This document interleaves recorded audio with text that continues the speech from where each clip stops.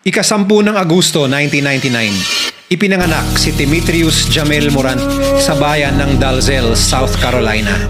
Ang pamayanan ng Dalzell ay sadyang maliit kumpara sa average na laki ng bayan sa Amerika.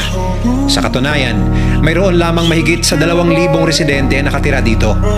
Ngunit kung gaano kaliit ang bayang kinagisna ni Ja Morant, siya namang laki ng potensyal at oportunidad na inilapag ng tadhana para sa kanya. Ang kanyang ama na si T. Morant ay isang semi-pro player at aspiring NBA player.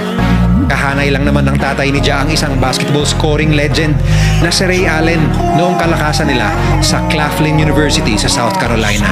Ang ina naman ni Ja na si Jamie Morant ay dating point guard rin noong high school at isa ring softball player noong college. Sa madaling sabi, hindi nakapagtataka kung saan galing ang atletisismo ni Ja kahit na noong bata pa siya. Speaking of kabataan, lumaki si Ja Morant na 100% hands-on sa kanya ang kanyang ama. Simula pa lamang noong malaman ni T na buntis si Jamie kay Ja, isinuko na nito ang kanyang pangarap na maging pro player at itinuon na lamang ang buong lakas, pangarap at atensyon nito sa pag-aalaga sa kanilang panganay. Ang dating potential NBA player ay minarapat na lamang na maging barbero upang magkaroon ng mas maraming oras para makasama ang kanyang mag-ina. Pero hindi naman ito naging sapat na rason upang bitawan niya ang panghabang buhay niyang first love, ang basketball.